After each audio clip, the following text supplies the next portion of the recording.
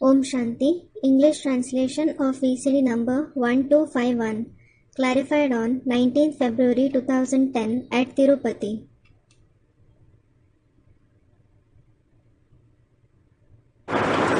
ओम शांति। आज का प्रातः क्लास है 25/9/68। Om Shanti.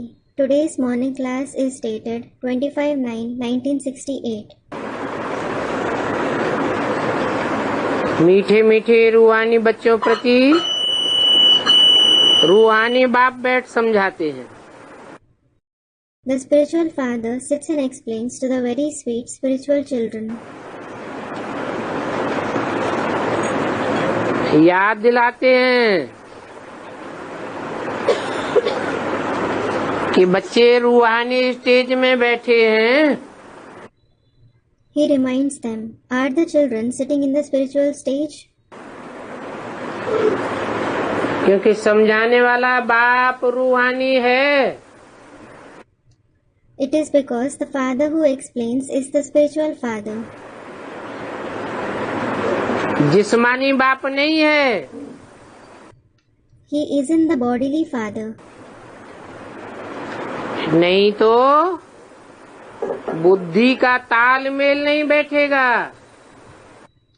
Otherwise, your intellect won't comprehend what he says. ये रूहानी बच्चों को सिखाया जाता है। It is taught to the spiritual children कि रूहानी स्टेज में बैठो।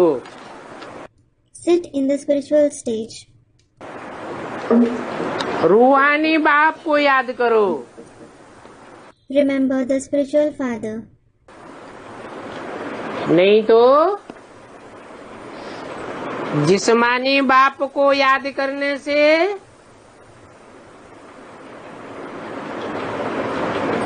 जिस्मानी प्राप्ति होगी, अल्पकाल की प्राप्ति होगी। Otherwise, by remembering the bodily father, you will achieve physical attainments, temporary attainments. आत्माओं का बाप बेहद का बाप है। The father of the souls is the unlimited father. ये बात रूहानी बच्चे जानते हैं। The spiritual children know this. जो जिस्मानी बच्चे हैं वो इस बात की गहराई को नहीं जानते। The bodily children don't know the depth of this concept. न जानने के कारण रूहानी बाप को छोड़ देते हैं। Because of not knowing it, they leave the spiritual father. और संगम युग के लास्ट में जो रूहानी बाप से वर्षा पाना चाहिए, 21 जन्मों का संपूर्ण वर्षा, और उसके आधार पर 63 जन्मों का वर्षा, अर्थात ऑलराउंड ड्रामा में 84 जन्मों का जो सुख शांति का वर्षा है वो प्राप्त नहीं कर पाते। And the inheritance, the complete inheritance of 21 births that they should receive from the spiritual father at the end of the confluence age, and on the basis of that, the inheritance of 63 births, that is the inheritance of prosperity and peace for 84 births in the all-round drama, they aren't able to achieve it. रूहानी बाप परमधाम से आकर हमको पढ़ाई रहे हैं। The spiritual father is teaching us, having come from the supreme abode. बहुत ऊंची स्टेज है। It is a very high stage. तो बच्चों को भी ऐसी ऊंची स्टेज धारण करनी पड़े। So, the children should also achieve such a high stage. क्या पढ़ा रहे हैं? ये भी बताया है। He has also mentioned about what he is teaching. बाप को याद करते करते मीठे मीठे रूहानी बच्चे, तुम पवित्र बन अपने पवित्र धाम शांति धाम में जाए पहुँचेंगे। Very sweet spiritual children, you will become pure and reach your pure abode, that is the abode of peace, while remembering the Father. कितनी सहज समझानी है। It is such an easy explanation. अपन को आत्मा समझो, और जो प्यारे ते प्यारा कहा जाता है प्रियतम बाप, उस बाप को याद करो। Consider yourself as a soul and remember the loveliest, the dearest Father. तो तुम्हारे जो जन्म जन्मांतर के पाप हैं वो भस्म होते जाएंगे।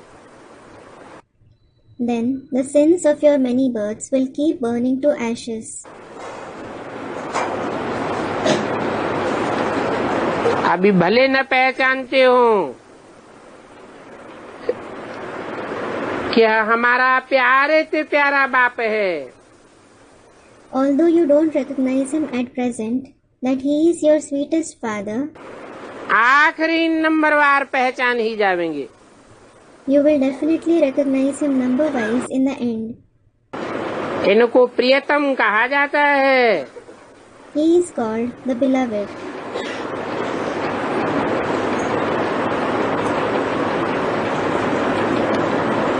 इनको आयोनी कहा जाता है। He is called Ayoni.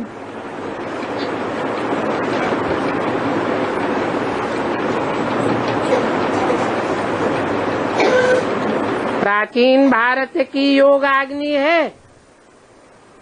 It is the fire of yoga of the ancient India. इसको योग अग्नि क्यों कहा जाता है? Why is it called the fire of yoga? वो देवान में होती है काम अग्नि। That body consciousness ignites the fire of lust. और ये है रूहानी योगाग्नि। And this is the spiritual fire of yoga.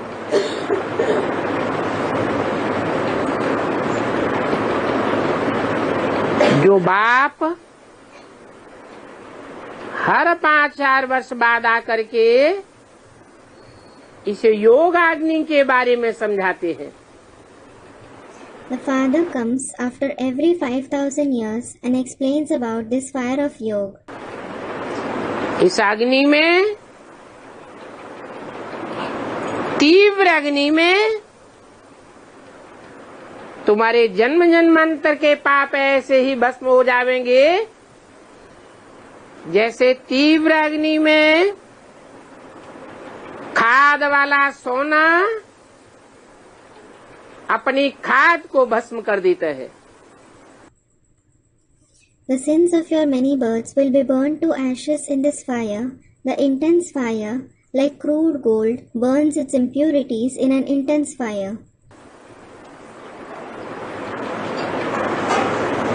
Pure सोना रह जाता है। And only pure gold remains. ये काम बेहद का बाप ही भारत में आकर के करते हैं। The unlimited Father alone performs this task after coming in India. और इस साधारण तन में आकर के तुमको समझाते हैं। And he explains to you after coming in this ordinary body. इस समझाने से और इस योग अग्नि से तुम बच्चों के जन्म जन्मांतर के पाप भस्म होंगे। The sins of many births of your children will be burned through this explanation and this fire of yoga. क्योंकि एक ही बाप है जो पतित पावन और सर्वशक्तिवान है। Because the one Father alone is the purifier of the sinful and the Almighty. अभी तुम्हारी आत्मा की बैटरी तमो प्रधान हो गई है। Now the battery of your soul has become Tamopradhan.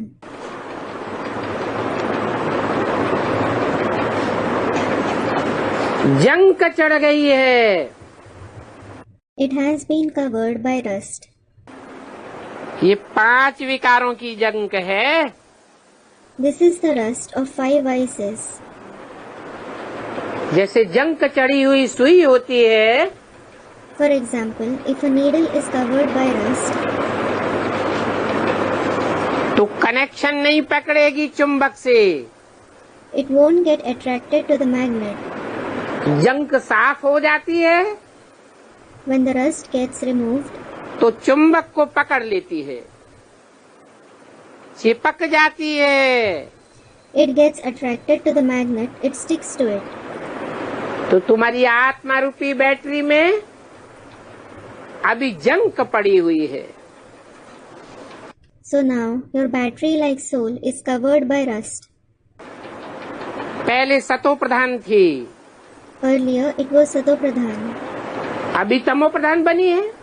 and now it has become Tamopradhan. तो उस तमो प्रधान आत्मा रूपी बैटरी को सतो प्रधान कैसे बनावे? So how can that Tamopradhan battery like soul be made Satopradhan जो तुम सतो प्रधान दुनिया में जा सको, so that you go to the Satopradhan world via Shanti Dham. via the abode of peace? शांति धाम में जंक का नाम निशान नहीं होगा। There won't be any name or trace of rust in the abode of peace. इस पुरानी दुनिया में तो हर आत्मा रूपी बैटरी को जंक पकड़े हुए है। Every battery like soul is covered by rust in this old world. तो बच्चों को ये बहुत अच्छी रीति याद रखना है। So the children have to remember this very well. बाप बच्चों को सहज डोज देते हैं, The father gives an easy dose of knowledge to the children. ये याद की यात्रा उठते बैठते चलते फिरते काम करते तुम कभी भी कर सकते हो। You can have this journey of remembrance while standing, sitting, walking, working, or at any time. सोते सोते कर सकते हो। Can you have it while sleeping? है? कभी भी बने? What is meant by any time? 24 घंटे के अंदर जो भी कार्य व्यवहार होता है, कभी भी। Whatever actions you perform within 24 hours, you can have it at any time. तो सोते सोते याद कर सकते हो। So, can you remember the father while sleeping? है? स्वप्न में याद आ सकती है। Can you remember him in dreams?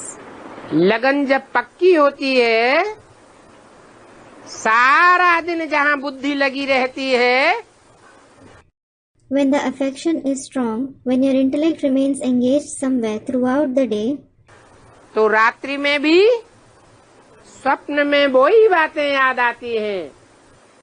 you remember the same things in your dreams even at night. स्वप्न और संकल्पों में वही कार्य व्यवहार आता है। The same things come in your dreams and thoughts. तो जितना हो सके गृहस्थ व्यवहार में रहते हुए कमल फूल समान पवित्र रहना है। So, as far as possible, you have to stay pure like a lotus while living in the household. सन्यासियों मिसल दूरबाज खुशबाज होने की बात नहीं। It isn't about being durbaj khushbaj, meaning being happy while staying away from the family like the sannyasis. कमल फूल का मिसाल दिया। The example of a lotus was given. कमल फूल कीचड़ में रहता है, फिर भी अलिप्त रहता है। The lotus stays in Maya, yet it remains untouched.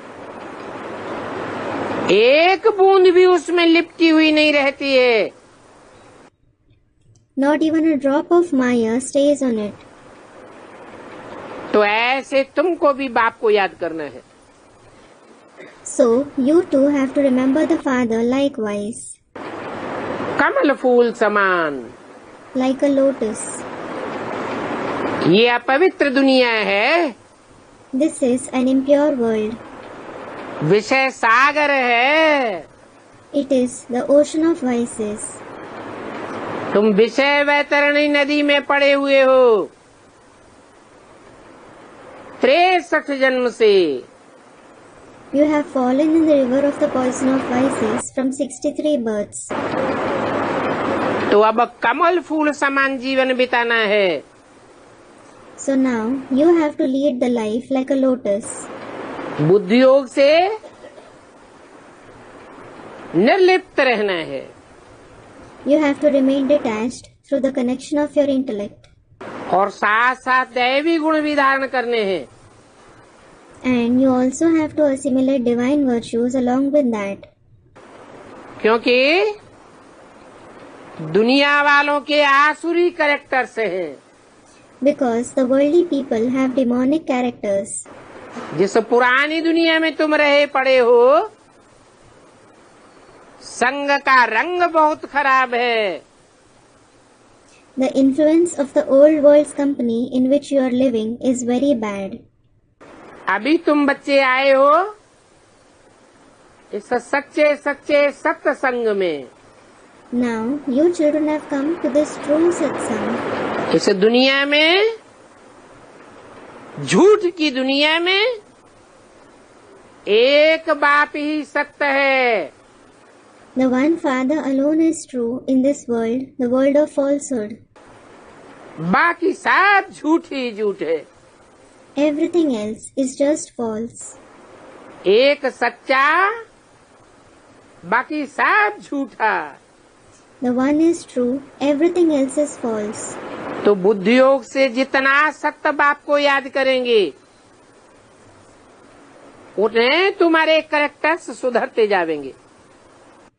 So the extent to which you remember the true Father through the connection of your intellect, your characters will go on improving to that extent. क्योंकि तुम यहाँ आए ही हो दैवी characters बनाने के लिए। Because you have certainly come here to make your characters divine. है? देवताओं के कैरेक्टर्स बनाने के लिए आए हैं,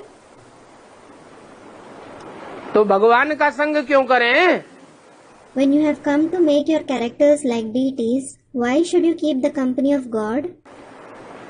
भगवान के गुणों में और देवताओं के गुणों में अंतर होता है या नहीं होता है? Is there a difference between the virtues of God and the virtues of deities or not? Student, there is. फिर भगवान का संग करें या देवात्मा का संग करें? Then, should we keep the company of God or the company of the deity souls? है? भगवान का संग करें? Student, God's. Should we keep the company of God? वकालत पढ़ने जाते हैं, वकील का संग करते हैं। When someone goes to study law, he keeps the company of a lawyer. तो वकालत के गुण आते हैं। So the qualities of a lawyer come in him. डॉक्टरी पढ़ने जाते हैं, डॉक्टर का संग करते हैं। When someone goes to study medicine, he keeps the company of doctors. तो डॉक्टरों के गुण आ जाते हैं। Then the qualities of a doctor come in him. अब भगवान का संग करेंगे। Now, if you keep the company of God, भगवान तो बिंदु, ज्योति बिंदु है, निराकार है। God is certainly a point. He is the point of light, incorporeal, isn't he? तो भगवान के गुण धारण करेंगे तो भगवान बनेंगे या देवता बनेंगे? So, if you assimilate the virtues of God, will you become God or a deity? भगवान बनना है। Do you want to become God? 5000 वर्ष परम नाम में पड़े रहेंगे क्या? Do you want to keep lying in the supreme abode for 5000 years? है?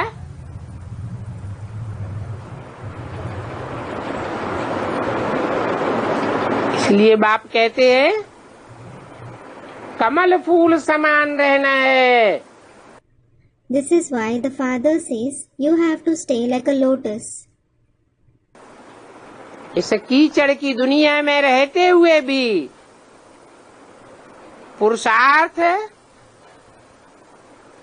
कमल फूल का करना है।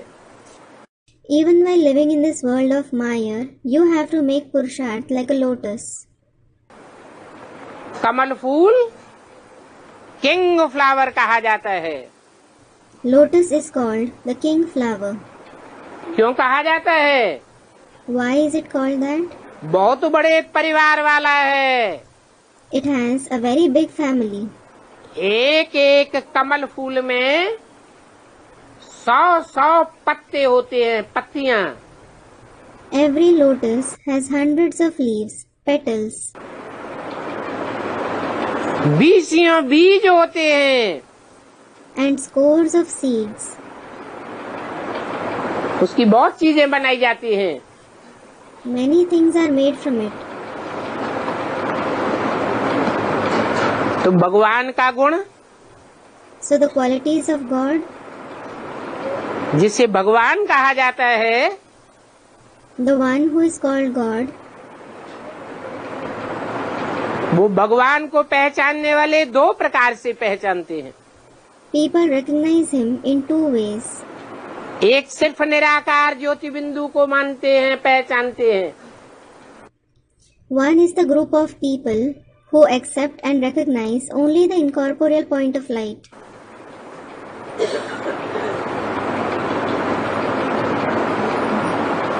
वो निराकार से निराकारी वर्षा ही पावेंगे। They will receive only the incorporeal inheritance from the incorporeal one. दैवी गुण धारण नहीं कर पाते। They are unable to assimilate divine virtues. और तुमको तो भगवान लक्ष्य देते हैं। And God certainly gives you the aim. क्या लक्ष्य देते हैं? मनुष्य से देवता बनना है। What aim does he give? You have to become a deity from a human being. भगवान नहीं बनना है। You don't have to become God. क्या बनना है? देवता बनना है। What do you have to become? You have to become deities. तो भगवान कहते हैं मैं भी प्रवृत्ति में आता हूँ। So God says, I too come in a household. 5 तत्वों से बना हुआ शरीर जिसमें मैं मुकर्रर रूप से प्रवेश करता हूँ, उसके साथ मेरी प्रवृत्ति है।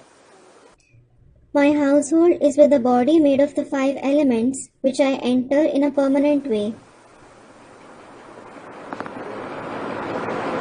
तो तुम्हारी बुद्धि में रहे So it should be in your intellect कि बाप सिर्फ बाप ही नहीं है, that the Father is not just a father. सर्व संबंधों से हमें अपना बनाने आया हुआ है। He has come to make us his own through all the relationships. बिंदु रूप में वो सिर्फ बाप है, He is just a father in the point form.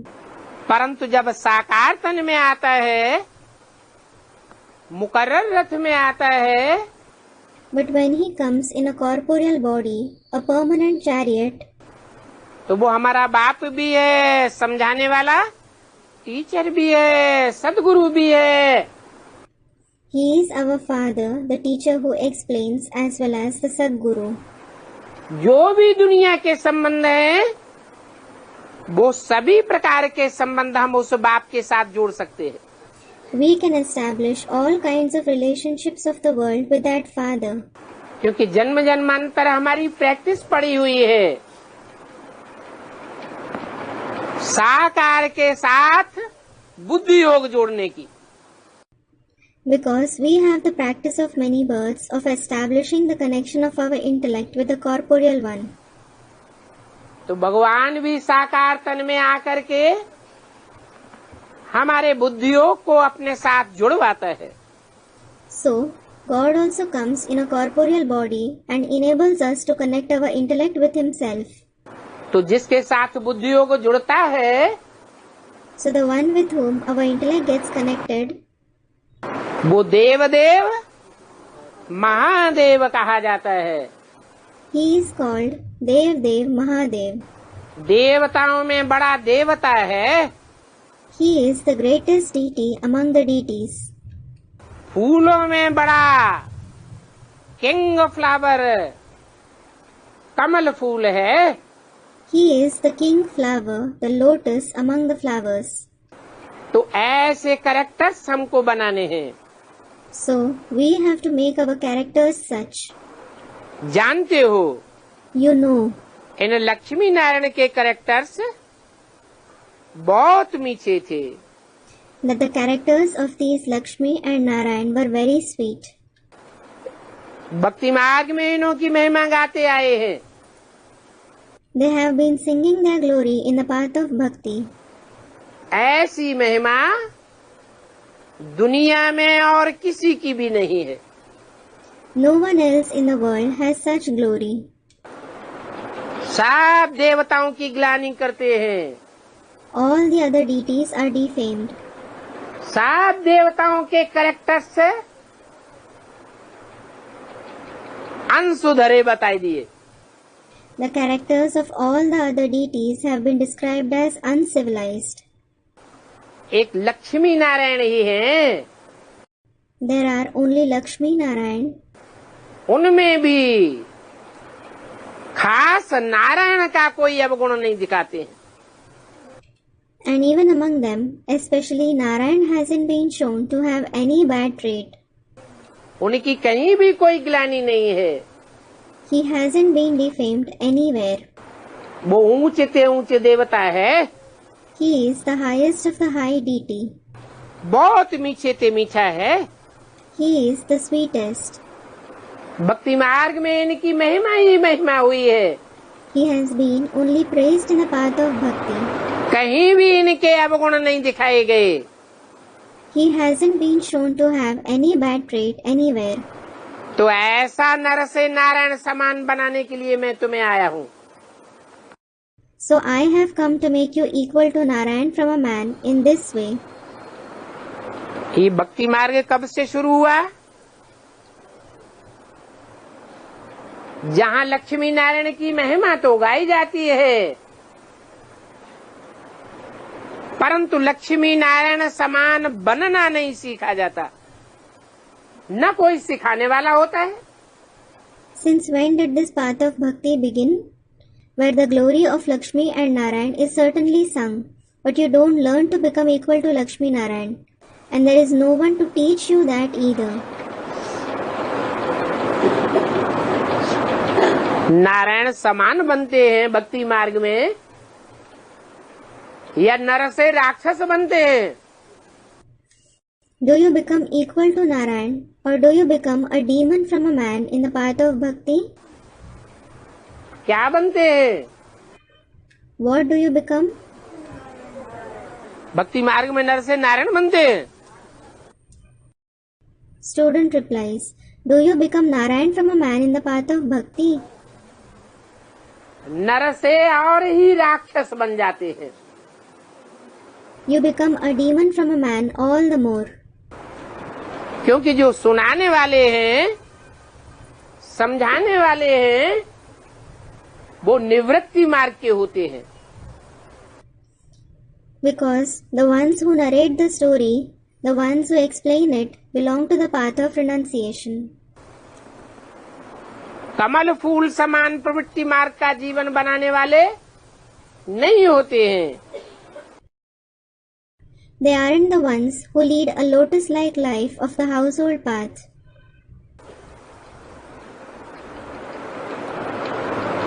ये भक्ति मार्ग कब से शुरू हुआ, कोई को पता ही नहीं है।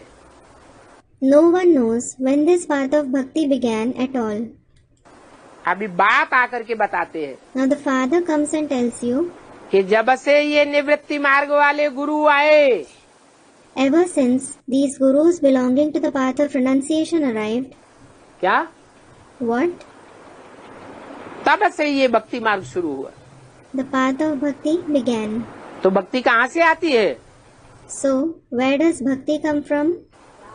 इन देहधारी गुरुओं से। It comes from these bodily gurus. इसलिए मुरली में पूछा, रावण कौन? This is why it has been asked in the Murli, who is Ravan? जरूर कहेंगे ये गुरु लोग।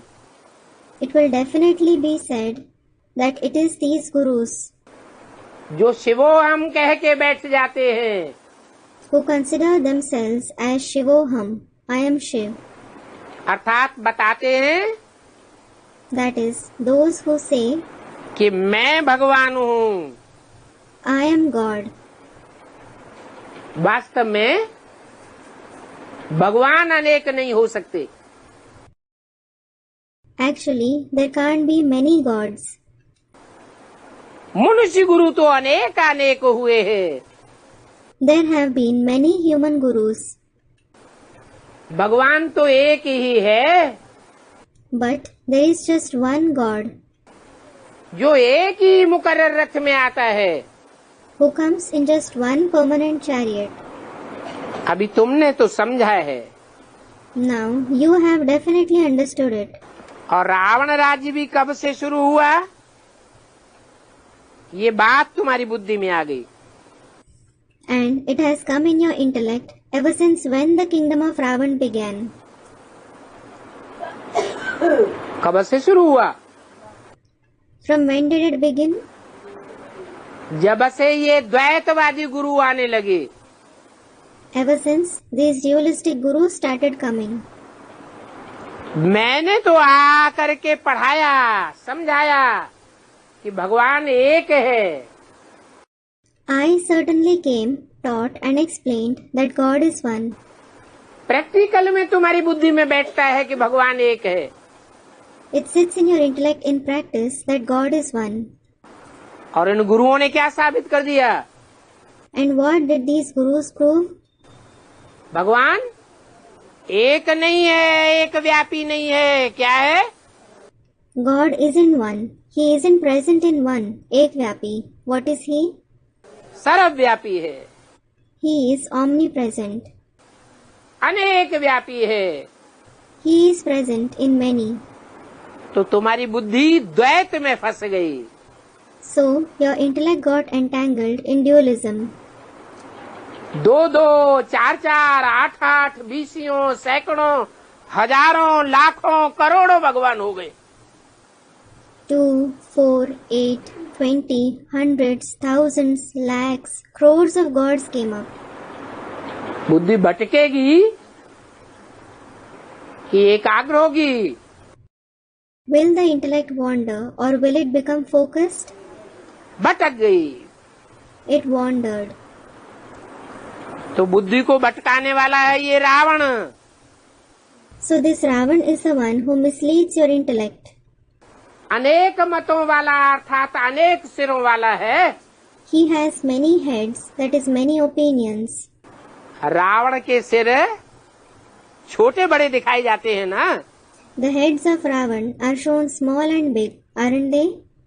कि एक जैसे होते हैं? Or are they alike? है? कोई मुख बड़ा, कोई मुख छोटा।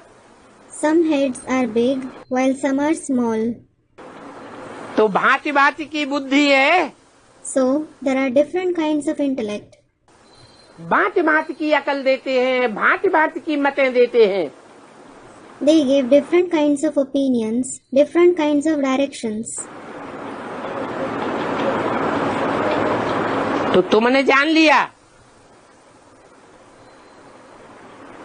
कि भक्ति मार्ग कब से शुरू होता है, कौन शुरू करता है,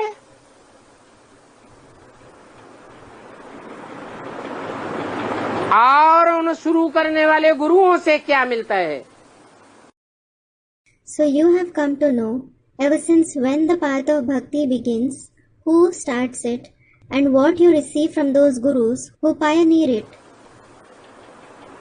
अभी तो तुम जान गए हो। Now you have certainly come to know ज्ञान का सागर रूहानी बाप है। that the spiritual father is the ocean of knowledge. किसका बाप है? Whose father is he? रूहों का बाप है। He is the father of the souls. वो बाप भी है, टीचर भी है और गुरु भी है। He is the father, the teacher, as well as the guru. गुरुओं का गुरु सदगुरु कहा जाता है। He is called the guru of the gurus, that is the Sadguru. अभी रूहानी बाप हमको पढ़ाने आए। Now the spiritual father has come to teach us. उन गुरुओं को पढ़ाने नहीं आए। Not those gurus. क्या? What? किसको पढ़ाने आए हैं? He has come to teach whom? हमको पढ़ाने आए। हमारे में और उन गुरुओं में खास अंतर क्या है? He has come to teach us. What is the main difference between us and those gurus? है? अरे गुरुओं को पढ़ाने क्यों नहीं आए? Arey, why hasn't he come to teach those gurus? ज्यादा पवित्रता जीवन में अनेक जन्मों में गुरुओं ने धारण की है या हमने धारण की है? Did the gurus assimilate more purity in their life in many births, or did we assimilate more purity? है? किसने? किसने धारण की? Students reply, who? Who has assimilated more purity? ज्यादा पवित्रता के लिए पुरुषार्थ किसने किया? Who has made more purusharth for purity? है? मिक्स करके बोल देते। Student replies, you garble it up and speak.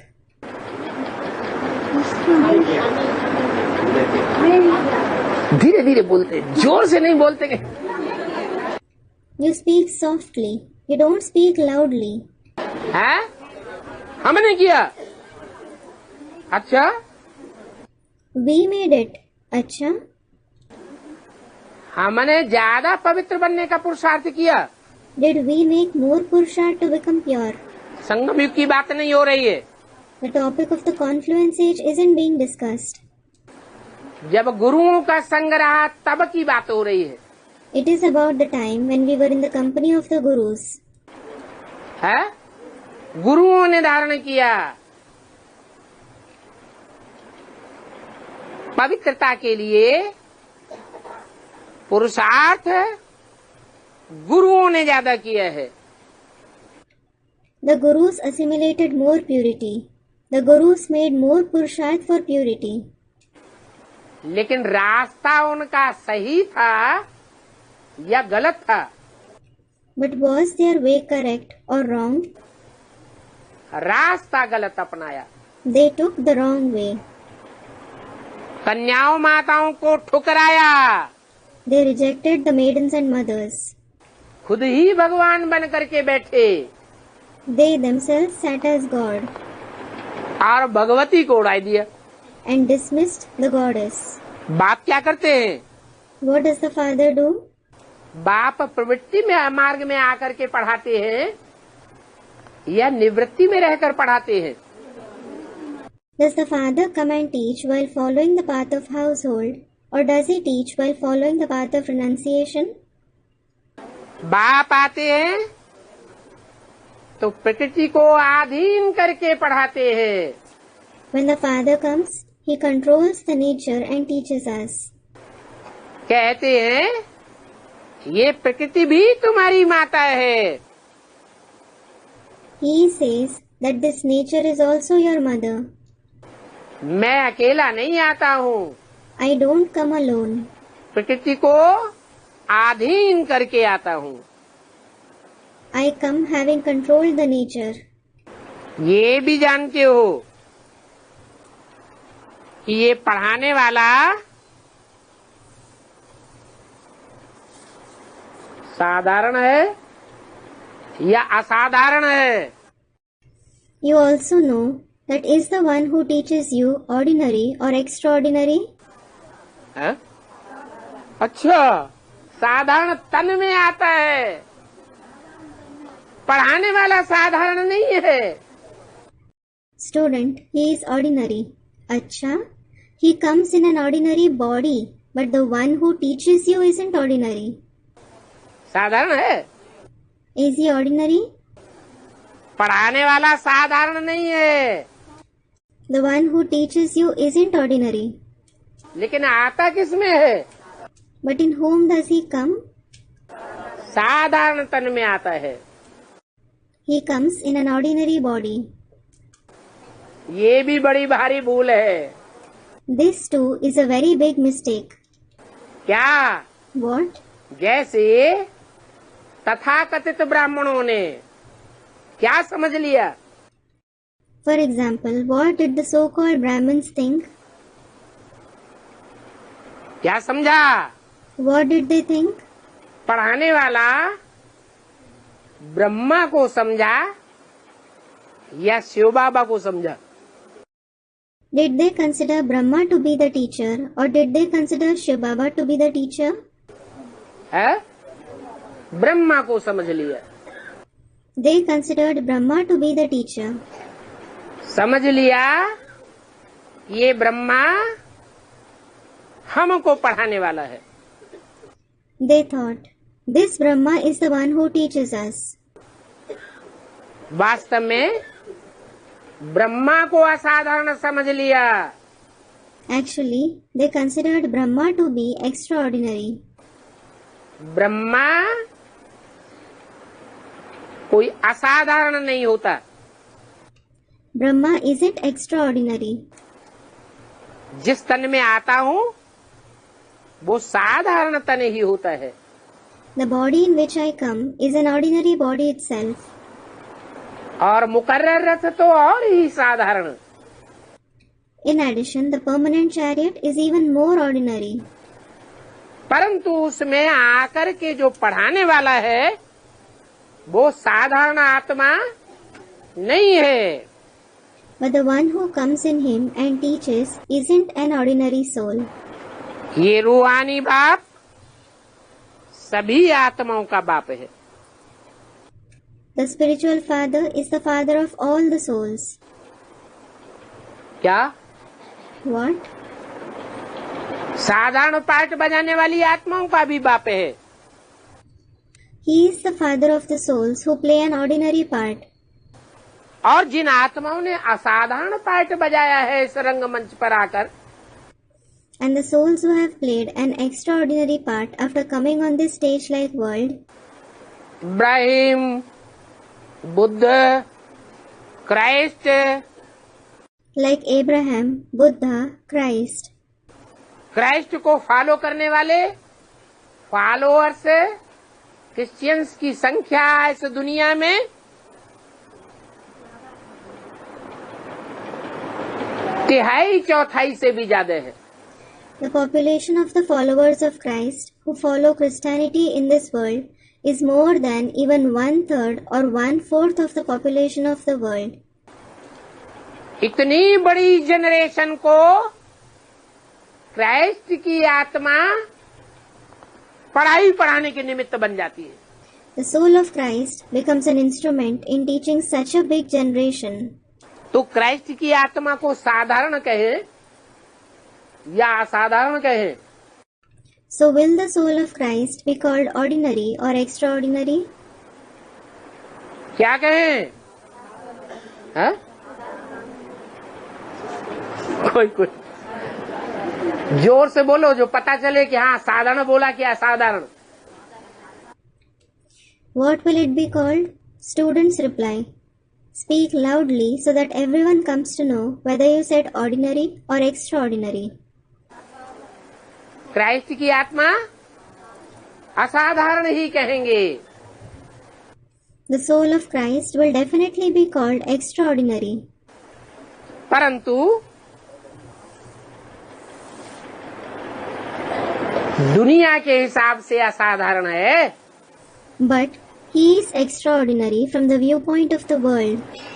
आत्म की स्थिति के हिसाब से असाधारण नहीं है।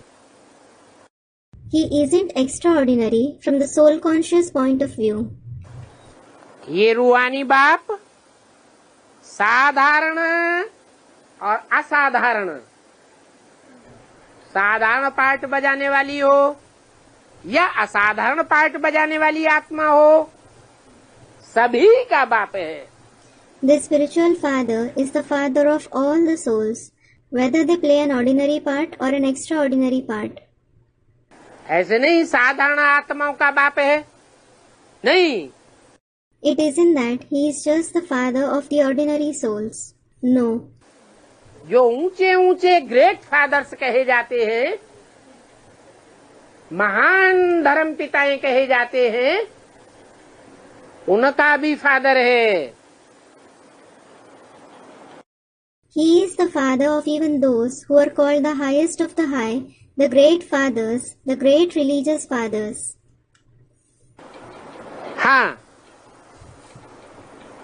उन धर्म पिताओं का निवास स्थान सदैव ऊंचे ते ऊंचे लोक में नहीं है।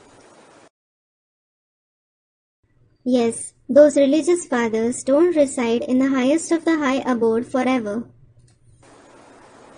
वे वो सदा काल के लिए ब्रह्मलोक के वासी नहीं है। They aren't the residents of the Brahmalok forever. और ये रूहानी बाप सदा काल के लिए ऊंचे ते ऊंचे धाम का वासी है। And the spiritual father is a resident of the highest of the high abode forever. इस नीच ते नीच सृष्टि में भी आता है, तो भी बुद्धि योग से ऊंची स्टेज में रहता है। Even when he comes in this lowest of the low world, he stays in the high stage through the connection of his intellect. तो उनका निवास स्थान सदैव ब्रह्मलोक में है। So, the Brahmalok is his residence forever. जो लौकिक बाप होते हैं, वो तो बुद्धि योग से सदैव इसी दुनिया में रहते हैं। The Lokik fathers always live in this very world through the connection of their intellect. कहाँ रहते हैं? Where do they live? उनके जो बुद्धि है वो कहाँ धरी रहती है? Where does their intellect remain engaged? इस दुनिया में धरी रहती है या ऊंचे ते ऊंचे धाम में रहती है? Does it remain engaged in this world or in the highest of the high abode? है? लौकिक बाप जो दुनिया के होते हैं, उनकी बुद्धि तो नीचे दुनिया में ही धरी रहती है। The intellect of the Lokik fathers of the world definitely remains engaged in the lowly world itself. और ये बेहद का बाप नीची दुनिया में आता भी है, तो भी बुद्धि योग सदैव ऊंची स्टेज में रहता है। And as regards this unlimited father, even if he comes in this lowly world, the connection of his intellect always remains in the high stage. सदैव ब्रह्मलोक का वासी। He is the resident of the Brahmalok forever. लौकिक बाप तो सदैव यहाँ ही रहते हैं। The Lokik fathers definitely stay here itself forever. तो ये बच्चों को अच्छी रीति निश्चय में रखना है। क्या? So, the children should have this firm faith. What? उन बेसिक ब्राह्मणों की तरह गलती नहीं कर देना। You shouldn't make a mistake like those Brahmins of the basic knowledge. क्या गलती? Which mistake? उनका बुद्धि योग साकार बाप में फंस गया या वेद के बाप में फंसा? Did the connection of their intellect get entangled in the corporeal father or in the unlimited father? किसमें फंसा? In whom did it get entangled? नाम नहीं उसका, Doesn't he have a name? Brahma में बुद्धि योग फंस गया। It got entangled in Brahma. उन्होंने उस निराकार बाप, बेहद के बाप, रूहानी बाप की वाणी को नहीं पहचान पाया। They weren't able to decipher the Vani of that incorporeal Father, the unlimited Father, the spiritual Father. Brahma को पहचान लिया। They recognized it as the Vani of Brahma. Brahma में ही बुद्धि फंस गई। परंतु तुम्हारी बुद्धि में तो है कि तुमको पढ़ाने वाला रूहानी बाप है। The intellect got entangled in Brahma himself, but you certainly have it in your intellect that it is the spiritual Father who teaches you. उसे कहा जाता है परमपिता परमात्मा। He is called the Supreme Father, Supreme Soul. क्या? What? परमपिता माने जितने भी पिताएं हैं इस सत्य रूपी रंगमंच पर, जितने भी बाप हैं, उन बापों के बीच में परम पार्ट बजाने वाला बाप है। Supreme Father means that he is the Father who plays the supreme part among all the fathers present on this world stage. जिसका कोई और बाप नहीं होता। He doesn't have a father. और वो परम आत्मा भी है। And he is the Supreme Soul as well. किसके बीच में परम आत्मा है? He is the Supreme Soul among whom? है आत्माओं के बीच में परमात्मा है। He is the Supreme Soul among the souls. कैसी आत्मा है? What kind of souls? जो रंगमंच पर पार्ट बजाने वाली आत्माएं हैं। The souls who play a part on the stage. परमात्मा की बात नहीं हो रही, परम पिता की बात नहीं हो रही। We aren't speaking about the Supreme Soul or the Supreme Father. किसकी बात हो रही? We are discussing about whom? आत्माएं जो जन्म मरण के चक्र में आती है, उन जन्म मरण के चक्र में आने वाली आत्माओं के बीच में परम पार्टधारी भी है, अर्थात हीरो पार्टधारी है। कौन? The souls who come in the cycle of birth and death. He is also the supreme actor, that is the hero actor among them. Who? है सुप्रीम सोल? नहीं। Student says something. The Supreme Soul? No.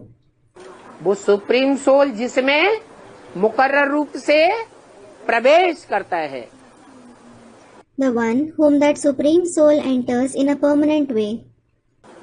तो जिसमें प्रवेश करता है वो पहले या प्रवेश करने वाला पहले?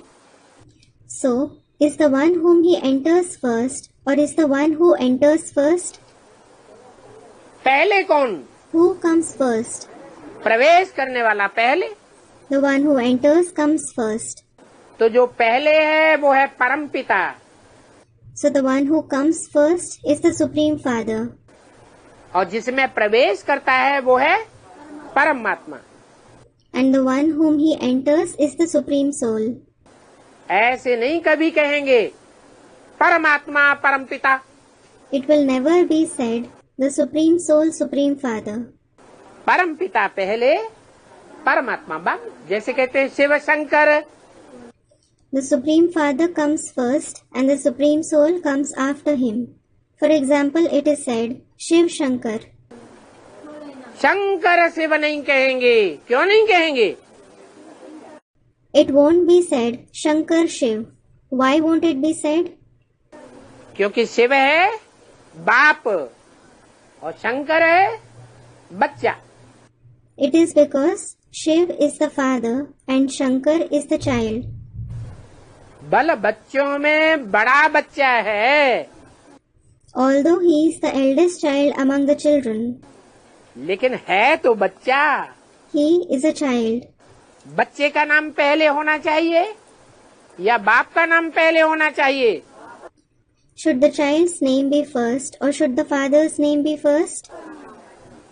बाप का नाम पहले होना चाहिए। The father's name should be first. अभी भी कोई धंधे दौरी करते हैं, कोई फर्म चलाते हैं, दुकान चलाते हैं, तो बाप का नाम पहले देते हैं, फिर लिखते हैं and sons company. Even now, if someone does any business, if he runs a firm or a shop, they write the name of their father first and then they write and sons company. परंपरा चलती है ना, तो कौन पहले कौन बाद में? This tradition still prevails, doesn't it? So who comes first and who comes later? बाप पहले और बच्चे बाद में। The father comes first and the children come later. तो ऐसे ही परमपिता परमात्मा कहा जाता है। So in the same way it is said, Supreme Father, Supreme Soul. वो बेहद का बाप है। He is the unlimited Father. क्या? What? बेहद की पर्सनालिटी है। He is an unlimited personality. हद की नहीं है। He isn't a limited personality. Hero पार्टधारी है। He is the hero actor. साधारण पार्टधारी नहीं है। He isn't an ordinary actor.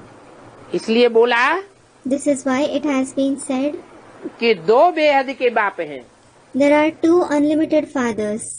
एक आत्माओं का बाप और दूसरा मनुष्यों का बाप। One is the father of the souls and the other is the father of the human beings. भक्ति मार्ग में लौकिक बाप होते हुए भी किसको याद करते हैं? In the path of bhakti, whom do they remember despite having a Laukic father? पारलौकिक बाप को याद करते हैं। They remember the Paralaukic father. किसी एक धर्म में याद करते हैं या सभी धर्म वाले याद करते हैं? Do people of only one religion remember him or do the people of all the religions remember him? सभी धर्म वाले अपना अपना लौकिक बाप होते हुए भी लौकिक बाप से वर्षा पाते हुए भी याद किसको करते हैं? Whom do the people of all the religions remember despite having a Laukic father, despite attaining the inheritance from their Laukic father? पारलौकिक बाप को याद करते हैं। They remember the Paralaukic father. क्यों Why? याद करते हैं? और खास भारत में तो बुलाते भी हैं। They remember him and especially in Bharat they call him as well. क्या? What? हे पतित पावन, हे सीताराम, आओ। O purifier of the sinful, O Sitaram, come. उनका एक ही नाम है जिसको बुलाते हैं। The one whom they call has just one name. क्या? What? जिसको बुलाते हैं उनका एक ही नाम है। क्यों? The one whom they call has just one name. Why? उनका एक ही नाम क्यों? Why does he have just one name? जो लौकिक बाप होते हैं ढेर के ढेर जन्म जन्मांतर के, उनके तो अनेक नाम होते हैं। The numerous Laukic fathers of many births have many names. अलग अलग नाम होते हैं। They have different names. और जिस पारलौकिक बाप को याद करते हैं, बुलाते हैं, लौकिक बाप होते हुए भी बुलाते हैं। And the Paralaukic father whom they remember and call despite having a Laukic father, बुलाते हैं ना? they call him, don't they? हर धर्म वाले बुलाते हैं ना? The people of all the religions call him, don't they? तो उसका एक ही नाम क्यों है? So why does he have just one name? हाँ, क्योंकि एक ही नाम काम के आधार पर पड़ता है। Student replies, yes, it is because his only name is based on the task that he performs. वो एक ही रूहानी आत्मा ऐसी है पार्ट बजाने वाली जो ऐसा काम करके दिखाती है कि कल्याण ही कल्याण होता है। He is the only spiritual soul, the actor who performs such a task that brings benefit and only benefit. क्या? What? कर्मेंद्रियों से काम किए जाते हैं ना? Actions are performed through the Karmendriya, aren't they? काम कैसे किए जाते हैं? How are the actions performed? हैं? कर्मेंद्रियों से काम किए जाते हैं। Actions are performed through the Karmendriya. तो वो एक बाप ऐसा काम करने वाला है कि कोई भी कर्मेंद्रियों से काम करेगा, लेकिन वो कर्मेंद्रिय रिजल्ट में कल्याणकारी साबित होगी। So that one father performs such actions that he may perform actions through any Karmendriya, but the result of that Karmendriya will prove to be beneficial. अकल्याणकारी साबित नहीं हो सकती। It can't be proved harmful. है? अच्छा, मनुष्यों के विचार में कोई कर्मेंद्रिय ऐसी भी है कि मनुष्य उस कर्मेंद्रिय से कितने भी सजग हो करके काम करे, लेकिन फिर भी कुछ न कुछ उत्तेजना ऐसी आ जाती है कि दुखदाई बन जाते हैं, अकल्याणकारी बन जाते हैं। अच्छा, according to the human beings, is there any of such Karmendriya that no matter how cautiously a human being performs action through that Karmendriya, they experience such excitement to some or the other extent that they become sorrow-giving, harmful? 100% कल्याणकारी कोई भी नहीं रहता। No one remains 100% beneficial. ऐसी कर्मेंद्रिय कौन सी है? Which is such Karmendriya? कोई है या नहीं है? Is there any of such Karmendriya or not? है? क्या है? Student, there is. Which one is it? काम इंद्रिय एक ऐसी इंद्रिय है कि कितना भी सजग हो करके, कितना भी योग युक्त हो करके कोई काम करे,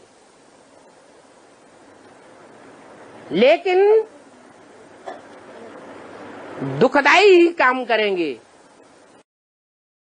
Kamendriya is such Indriya that no matter how cautiously or with how much yoke someone performs actions through it, he will definitely perform an action that causes sorrow. सुखदाई काम नहीं कर पाते। They aren't able to perform an action that gives happiness. इसलिए और जितनी भी आत्माएं हैं, उन पाठधारी आत्माओं के बीच में चाहे देवात्मा ही क्यों न हो, This is why all the other actor souls, even if it is a deity soul among them, देवात्माएं सुख देते हैं या दुख देते हैं? देवात्माएं तो देते ही हैं सुख। do deity souls give happiness or sorrow? Deity souls definitely give happiness. इसलिए उनका नाम देवात्मा है। This is why they are called a deity soul. वो देवात्माएं भी जब द्वैतवादी युग द्वापर में आते हैं, When even those deity souls come in the copper age, the dualistic age, तो उस युग में आकर के उस कामेंद्रिय से जो भी काम करेंगे, कितना भी सजग होकर के करें, लेकिन रिजल्ट में वो काम दुखदाई साबित होता है या सुखदाई साबित होता है। whatever action they perform through that Kamendriya, no matter how cautiously they do it, does the result of that action prove to be sorrow-giving or joy-giving? उस समय भी दुखदाई साबित होता है, आदि में भी, मध्य में भी दुखदाई और अंत में भी दुखदाई। It proves to be sorrow-giving even at that time, in the beginning, the middle, as well as in the end. और जिसके संग के रंग में आकर के काम करेंगे, वो आत्मा भी आदि में भी दुख अनुभव करती है, मध्य में भी दुख अनुभव करती है। बच्चे का जब जन्म होता है और जब मृत्यु होती है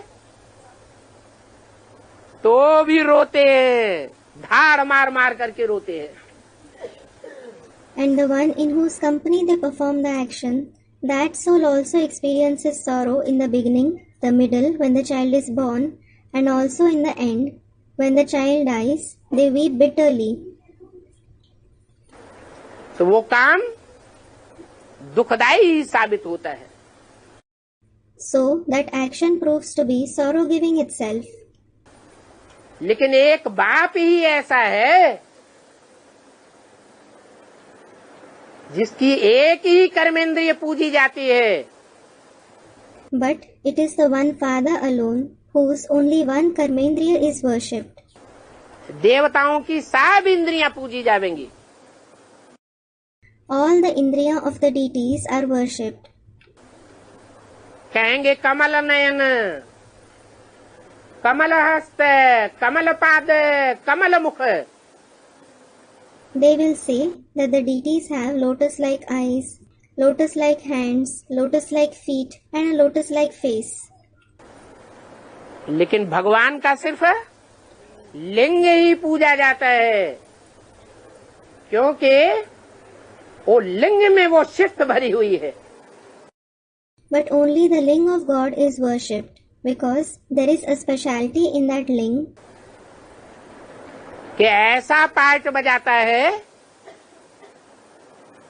जब भी पार्ट बजाता है, जहां भी पार्ट बजाता है, जिसके संग में भी पार्ट बजाता है, वो पार्ट दुखदाई साबित नहीं हो सकता। that he plays such a part, whenever he plays that part, wherever he plays that part, and with whomsoever he plays it, that part can't be proved to be sorrow-giving. सुखदाई ही साबित होगा। It will definitely be proved to be joy-giving. इसलिए उसका नाम है, This is why his name is, क्या नाम है? what is his name? सुख सदैव देने वाला है, इसलिए सुख देने वाले का नाम शिव है। शिव अर्थात सदा कल्याणकारी। He always gives happiness, so the name of the one who gives happiness is Shiv. Shiv means ever beneficial. सदा शिव है, He is Sada Shiv. नहीं तो ये आंखें धोखा देने वाली है या सुख देने वाली है द्वापर युग में। Otherwise, do these eyes deceive you, or do they give you happiness in the Copper Age? ये आंखें भी बहुत दुख देने वाली हैं। These eyes too give you a lot of sorrow. बहुत धोखा देने वाली हैं। They deceive you a lot. लेकिन वो शिव का तीसरा नेत्र सदा शिव कहा जाता है। But the third eye of Shiv is called Sada Shiv. क्या? What? सदा शिव माने जब भी उस मुकर्रर रथ में प्रवेश करके पार्ट बजाता है, उस श्रेष्ठ इंद्रिय के द्वारा भी पार्ट बजाता है। Sada Shiv means whenever he plays a part after entering that permanent chariot, even if he plays a part through the elevated Indriya, तो वो आंख रिजल्ट में सुखदाई साबित होगी या दुखदाई साबित होगी? will those eyes prove to be joy-giving or sorrow-giving in result? सुखदाई ही साबित होगी, दुखदाई साबित नहीं हो सकती। They will definitely be proved to be joy-giving. They can't be proved to be sorrow-giving. नहीं तो मनुष्य की आंखें मनुष्यों को बहुत धोखा देती है। Otherwise, the eyes of the human beings deceive them a lot. कितना भी चाहें इन आंखों को नियंत्रण में रखें, कोई दुख का ऐसा काम न हो जावे, वाइब्रेशन न बन जावे जो कोई आत्मा दुखी हो जावे, तड़पती रहे। No matter how much ever someone wants to keep his eyes under his control, in order to avoid performing any action that causes sorrow, create any vibration that causes sorrow or torment to a soul. लेकिन बाप उन शेष इंद्रियों से भी जो part बजाता है, But whatever part the father plays, even through those elevated indriya, बल अल्पकाल के लिए कोई को महसूस हो कि तड़पन महसूस करता है, फिर भी वो तड़पन आखिरी सुखदायी साबित होगी या दुखदायी साबित होगी। although someone feels this for a short period of time, that he experiences torment, will that torment prove to be joy-giving or sorrow-giving in the end? Student, it will prove to be joy-giving. है? क्यों? Why? आंखें जब धोखा दे देती है When the eyes deceive you, तो दिल खिंच जाती है या नहीं खिंच जाती है? does the heart get attracted to someone or not? है? दिल खिंच जाती है। The heart gets attracted. और जब दिल खिंच जाती है तो वो याद आता रहता है। And when the heart gets attracted to someone, you keep remembering him. जो याद आता रहता है उससे मिलने की आस तड़पाती रहती है। The desire to meet the one whom you keep remembering keeps tormenting you. जब आस तड़पाती है और आस पूरी नहीं होती है तो दुख होगा या सुख होगा? When the desire causes torment and that desire doesn't get fulfilled, will it cause sorrow or happiness? है? दुख ही अनुभव होता है। You experience sorrow itself. तो भगवान का ऐसा शेष इंद्रिय से ऐसा कौन सा पार्ट है जो सुखदायी साबित हो जाएगा? So, what such part does God play through the elevated indriya that will prove to be joy-giving? और हो जाएगा तो कैसे? And how will that happen? कैसे हो जाएगा और कब हो जाएगा? How will it happen and when will it happen? है? अरे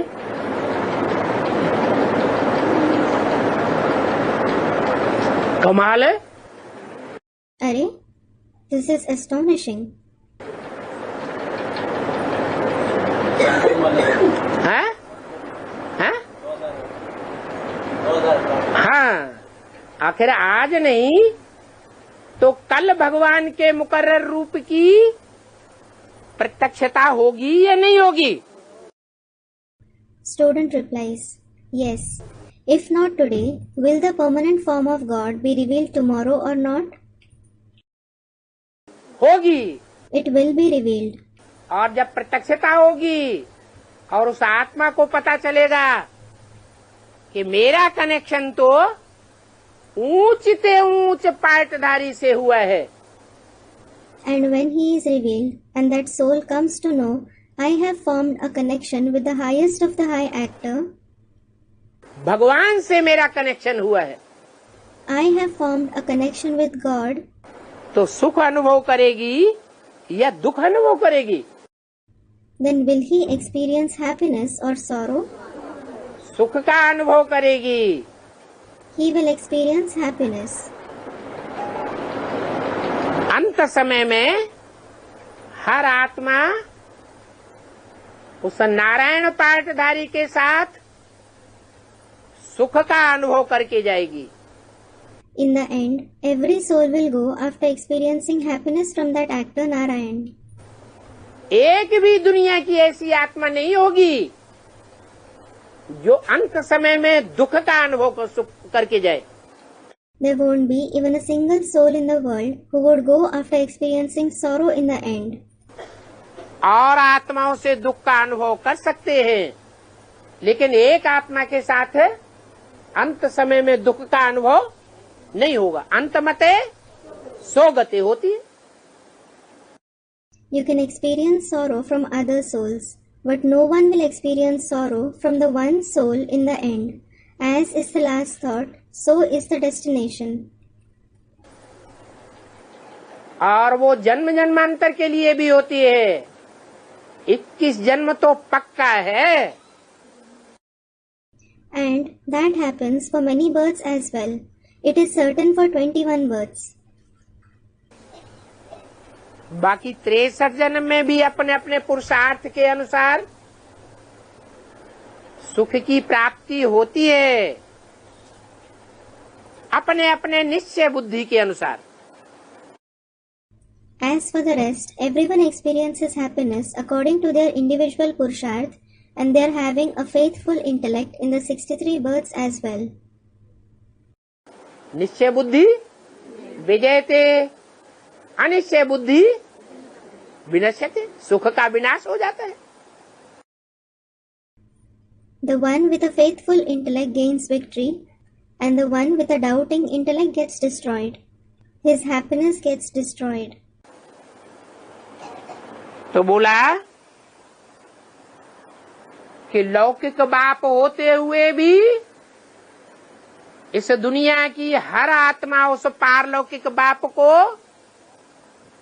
द्वापर युग से लेकर के कलयुग के अंत तक के 63 जन्मों में याद करती रहती है। So it was said that despite having a Lokik father, every soul of this world keeps remembering that Paralokik father in the 63 births from the Copper Age till the end of the Iron Age. क्यों याद करती रहती है? Why does it keep remembering him? कि आत्माओं से वो सुख नहीं मिलता जो सुख परमपिता परमात्मा से मिला है। Because it doesn't receive pleasure from the souls which it has received from the Supreme Father, Supreme Soul. इसलिए उनका नाम शिव है और बाप खुद ही समझाते हैं। This is why his name is Shiv, and the Father himself explains this. ये बात बाप ही समझाते हैं। The Father himself explains कि मेरा नाम शिव क्यों है? why I am named Shiv. एक ही मेरा नाम है, मेरा कोई दूसरा नाम नहीं है। I have only one name. I don't have any other name. इस बात को बाप ही समझाते हैं। The Father alone explains this concept. और दुनिया में कोई समझा भी नहीं सकता। No one else in the world can explain it either. ये भी बाप की पहचान है। क्या? This is also the recognition of the Father. What? जो बात दुनिया में कोई नहीं समझा सकता, वो बात बाप ही समझाते हैं। That which no one else in the world can explain, the Father himself explains it. अरे अपने पार्ट को अपने से ज्यादा कोई दूसरा बतावेगा क्या? अरे, can anyone else describe your part better than you? है?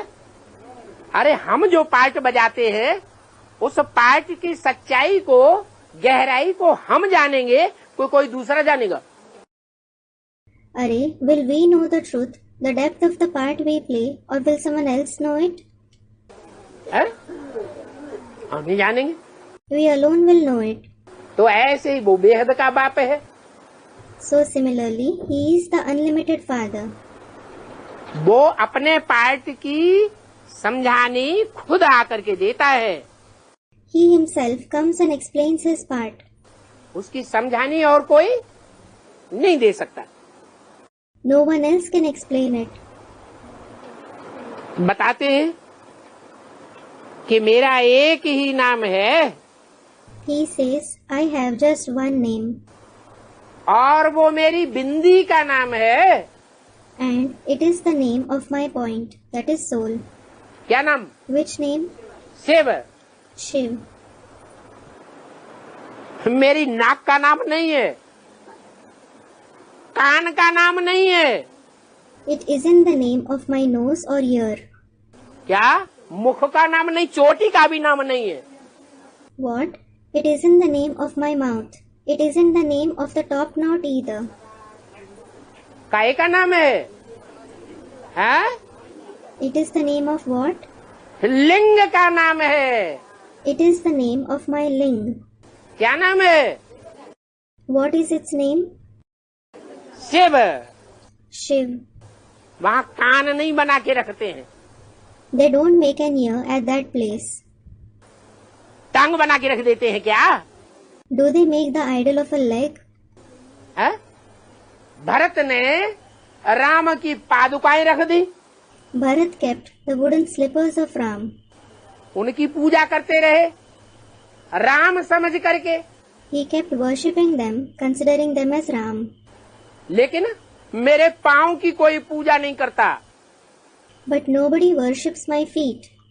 काहे की पूजा करते हैं? What do they worship? लिंग की पूजा की जाती है। My ling is worshipped. बल अनेक नाम लोग सुनते हैं, Although people hear many names, अनेक नाम सुन करके अनेक प्रकार के मंदिर बनाए दिए हैं। they have built many kinds of temples on hearing my many names. परंतु वो सब भक्ति मार्ग की सामग्री है। But all that is the paraphernalia of the path of bhakti. कैसे? How? भक्ति मार्ग की सामग्री अनेक प्रकार की क्यों है? Why are there different kinds of paraphernalia in the path of bhakti? जबकि उसका एक ही नाम शिव है। When he has only one name Shiv, फिर वो नाम भक्ति मार्ग में अनेक प्रकार के क्यों हो गए? why are there different kinds of names in the path of bhakti? है? क्योंकि जिस मुकर्रर रथधारी में मैं प्रवेश करता हूँ, It is because the bearer of the permanent chariot which I enter, वो मुकर्रर रथधारी जिन जिन विशेष आत्माओं में प्रवेश करके पार्ट बजाता है, the part that that one bearing the permanent chariot plays after entering the special souls, तो जैसा जैसा पार्ट चलता है वैसा वैसा नाम हो जाता है। he is named according to the part he plays. ऐसे नहीं कि मैं अनेकों में प्रवेश करता हूँ, It isn't that I enter many. मैं तो सिर्फ एक ही मुकर्रर रथ में प्रवेश करता हूँ। I enter only one permanent chariot. परंतु जिसमें प्रवेश करता हूँ उसको आप समान बनाता हूँ। But the one whom I enter, I make him equal to myself. इसलिए शंकर का नाम मेरे साथ जोड़ देते हैं। This is why Shankar's name is combined with that of mine. और शिव शंकर को एक ही समझ लेते हैं। And they consider Shiv and Shankar to be the same souls. नहीं तो शिव की बिंदु रूप आत्मा अलग और शंकर की बिंदु रूप आत्मा अलग है। Otherwise, the point form soul of Shiv is different and the point form soul of Shankar is different. तो बोला, So it was said, अनेक नाम ये भक्ति मार्ग की सामग्री है और एक नाम ये ज्ञान मार्ग की बात है। many names is the concept of the path of bhakti and one name is the concept of the path of knowledge. मेरी बिंदी का ही नाम शिव है। The name of my point itself is Shiv. ऐसे भी नहीं कि बिना शरीर के है। It isn't even that he is without a body. क्या? What? कि वो बिंदी परम धाम में बैठी हुई है। He is a point sitting in the supreme abode. उस परम धाम में बैठी हुई बिंदी को याद करेंगे And you will remember that point in the supreme abode. तो वो शिव है। But is he Shiv? है? क्यों? Student, no. Why? है? अरे मेरी बिंदी का ही नाम शिव है। अरे, the name of my point itself is Shiv. परम धाम में कोई काम नहीं होता। No action is performed in the supreme abode. काम के आधार पर नाम पड़ता है।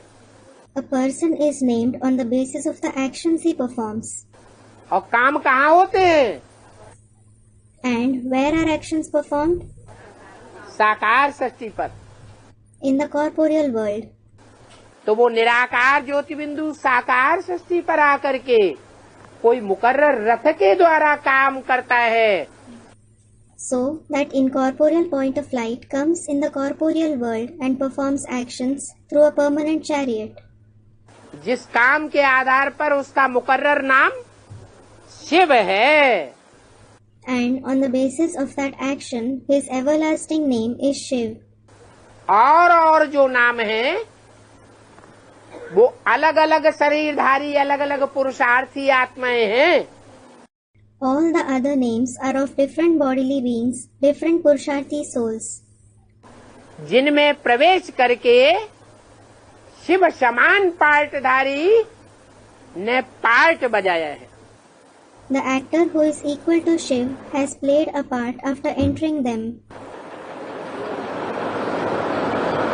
तो वो यादगार मात्रम है। So that is just a yadgar. भक्ति मार्ग में यादगार बनाई जाती है, उसे मंदिर कहते हैं। The yadgars that are made in the path of bhakti are called temples. परंतु है सभी भक्ति मार्ग की सामग्री। But all these are certainly the paraphernalia of the path of bhakti. भक्ति मार्ग की सामग्री का बहुत विस्तार हो जाता है। The paraphernalia of the path of bhakti becomes very widespread. क्यों? Why? क्योंकि भक्ति मार्ग में भगवान को क्या समझ लेते हैं? It is because what do they consider God in the path of bhakti? सर्वव्यापी समझ लेते हैं। They consider him to be omnipresent. वास्तव में मैं सर्वव्यापी नहीं हूँ। In reality, I am not omnipresent. वो तो एक ही आत्मा है।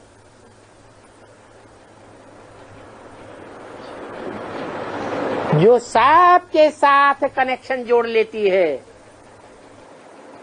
It is just one soul who establishes a connection with everyone. कौन? Who? सब मनुष्य मात्र आत्माओं के साथ उसकी कनेक्शन है। He has a connection with all the human souls. कौन सी आत्मा? Which soul is it? है? हाँ, जो मनुष्य सृष्टि का बाप है। Student, the soul of Ram. Yes, the one who is the father of the human world. बाप का कनेक्शन किसके साथ होता है? With whom does a father have his connection? बच्चों के साथ होता है। He has a connection with the children. नहीं तो शिव का कनेक्शन बच्चों के रूप में सिर्फ एक बच्चे के साथ है। Otherwise, Shiv has a connection that is relationship of a father and a child with only one child. मैं जब आता हूँ When I come, तो किस में आता हूँ? पहले है? whom do I enter first of all? कहते हैं त्रिमूर्ति Brahma. It is said Trimurti Brahma. Brahma देवताय नमः, विष्णु देवताय नमः, शंकर देवताय नमः। I bow to Brahma the deity, I bow to Vishnu the deity, I bow to Shankar the deity. फिर शंकर को क्या कह देते हैं? Then what do they say for Shankar? देव महादेव कह देते हैं। 33 करोड़ देवताओं में त्रिदेव बड़े माने जाते हैं। They call him Dev Dev Mahadev. The three deities are considered to be superior among the 33 crore deities. और त्रिदेव में भी शंकर को बड़ा मानते हैं।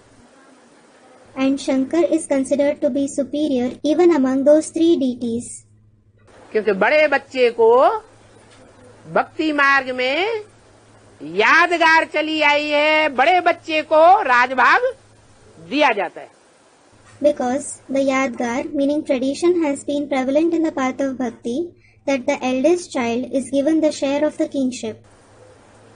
भारतीय परंपरा में जितने भी राजाएं हुए हैं, उन्होंने अपनी राजाई किसको सौंपी? To whom did all the kings who have ruled in the Indian tradition entrust their kingship? बड़े बच्चों को सौंपी। They entrusted it to their eldest child.